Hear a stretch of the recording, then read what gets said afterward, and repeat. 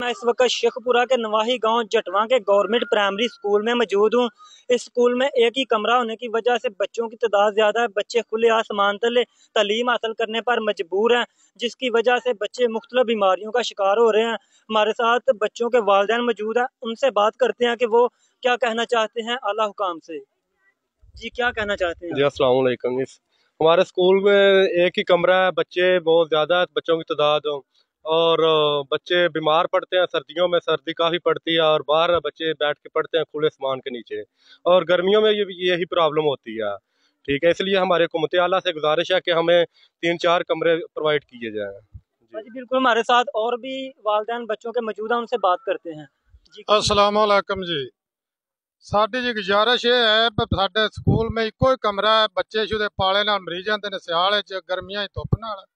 बड़े तंग हाँ असीं इस गल तो, ते कोई गुजार मेहरबानी करके ते कमरे 3-4 जिहड़े ने बन जाने। शुक्रिया। मेरी महकमा तालीम के आला हुकाम से गुजारिश है कि हमारे गांव जटवा ज़िला शेखपुरा में बच्चों की तादाद के मुताबिक कमरे नहीं है। कमरे कम अज़ कम 3-4 होने चाहिए। एक कमरे के नीचे बच्चे नहीं रह सकते।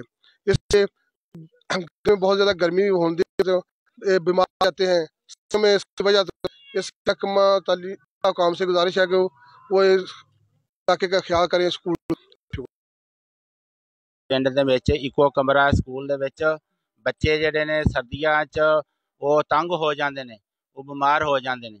ਗਰਮੀਆਂ 'ਚ ਵੀ ਉਹ ਐਵੇਂ ਉਹਨਾਂ ਨੂੰ ਜ਼ਿਆਦਾ ਗਰਮੀ ਲੱਗਦੀ, ਬੱਚੇ ਨਹੀਂ ਬੈਠ ਸਕਦੇ ਕਿਉਂਕਿ 3-4 ਕਮਰੇ ਜਿਹੜੇ ਨੇ ਉਹ ਬਣ ਜਾਣ।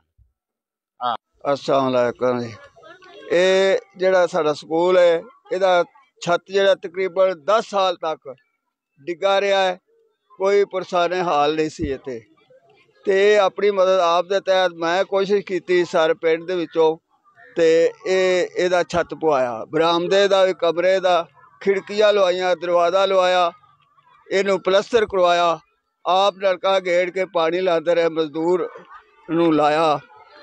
ਤੇ ਹੁਣ ਇਹ ਬੱਚੇ ਤਾਦਾਦ ਪਹਿਲੇ ਤਾਂ ਇੱਕ ਕਮਰੇ ਨਾਲ ਗੁਜ਼ਾਰਾ ਹੁੰਦਾ ਰਿਹਾ ਹੈ, ਹੁਣ ਸਾਡੇ ਬੱਚੇ ਜਿਹੜੇ ਨੇ ਬਹੁਤ ਜ਼ਿਆਦਾ ਨੇ।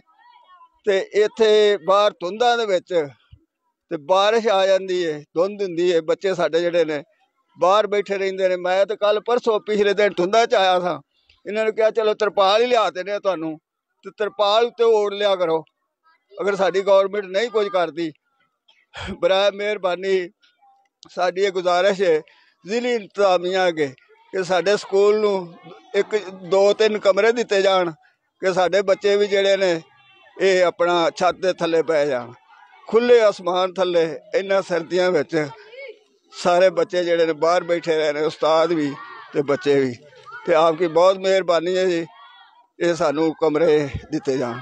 ਬੱਚੇ ਬਹੁਤ ਜ਼ਿਆਦਾ ਨੇ, ਕਮਰਾ ਇੱਕ ਕਾਫੀ ਦੇਰ ਦਾ ਉਹ ਵੀ, ਤੇ ਪਿੰਡ ਵਾਲੇ ਰਲ ਕੇ ਜਿਹੜੀ ਛੱਤ ਦੀ ਪਵਾਈ ਸੀ, ਛੱਤ ਡਿੱਗ ਗਈ ਸੀ, 10-15 ਸਾਲ ਹੋ ਗਏ ਨੇ। ਤੇ ਪ੍ਰਾਇਮਰੀ ਸਕੂਲ ਜਟਵਾ ਜ਼ਿਲ੍ਹਾ ਸ਼ੇਖੂਪੁਰਾ ਤੇ MPMN ਕਿ ਸਾਡੀ ਗੁਜ਼ਾਰਿਸ਼ ਹੈ ਕਿ ਇਹ ਸਾਡੇ ਤੇ ਮਿਹਰਬਾਨੀ ਕਰਨ। ਸਾਡੇ ਬੱਚੇ ਛੋਟੇ ਛੋਟੇ ਬਿਮਾਰ ਹੋ ਜਾਂਦੇ ਨੇ, ਤੇ ਅਸੀਂ ਮਾੜੇ ਬੰਦੇ 700-800 रुपया ਦਿਹਾੜੀ ਕਮਾਉਂਦੇ ਆ, ਤੇ ਸਾਡੇ ਕੋਲ ਇੰਨੇ ਪੈਸੇ ਨਹੀਂ ਹੈਗਾ ਪ੍ਰਾइवेट स्कूल ਲੈ जी। हमारे स्कूल में एक कमरा है, हम बाहर बैठ के पढ़ते हैं कि हम बीमार भी हो जाते हैं। हुकूमत की गुजारिश है कि हमें कमरे बनाकर दिए जाएं कि हम कमरों में बैठकर पढ़ सके और तालीम हासिल कर सके। कमरा है, हम बाहर बैठकर पढ़ते हैं और हम बीमार हो जाते हैं, और हुकूमत से गुजारिश है कि हमें 2-3-4 कमरे बना कर दें। मेरे पापा का प्राइवेट स्कूल में नहीं पढ़ा सकते, हुकूमत के आगे गुजारिश है 2-4 और कमरे बना दी, बाहर बैठ के पढ़ने।